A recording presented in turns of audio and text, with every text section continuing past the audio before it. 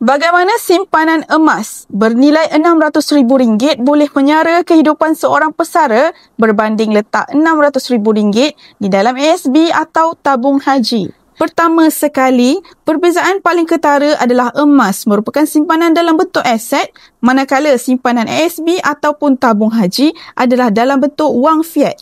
Tidak dinafikan, simpanan ASB dan tabung haji memberikan dividen tinggi, sekitar 3 sehingga 6% setahun. Bermakna jika anda tidak usik simpanan RM600,000 tersebut, anda boleh dapatkan dividen sekitar 18 sehingga RM36,000 setahun. Cuma apabila simpanan anda disimpan dalam bentuk wang fiat, nilai simpanan anda dirompak inflasi setiap tahun. Walaupun RM600,000 ini tidak diusik nilainya, tetapi kuasa beli RM600,000 ini akan berkurangan setiap tahun. Kadar inflasi Malaysia sekitar 2 ke 3% setahun. Bermakna dalam 5 tahun lagi, kuasa beli RM600,000 akan berkurangan sekitar RM525,000.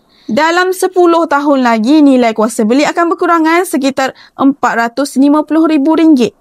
Dan 20 tahun akan datang, nilai kuasa beli berkurangan kepada RM300,000 sahaja.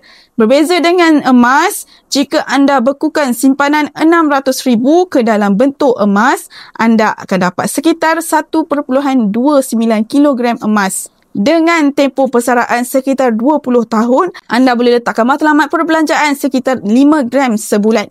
Dan apa yang kita nampak, harga emas naik sekitar 10% setahun seiring dengan inflasi. Bermakna walaupun 20 tahun akan datang, anda boleh kekalkan kos sara hidup yang sama dengan 5 gram emas. Bagi yang berminat untuk selamatkan simpanan wang fiat anda dari jatuh nilai dan ingin tukarkan ke dalam bentuk emas fizikal, anda boleh rujuk pin video saya 5 langkah mudah untuk daftar akaun emas secara percuma. Dan saya akan bimbing anda sebaiknya. Follow for more.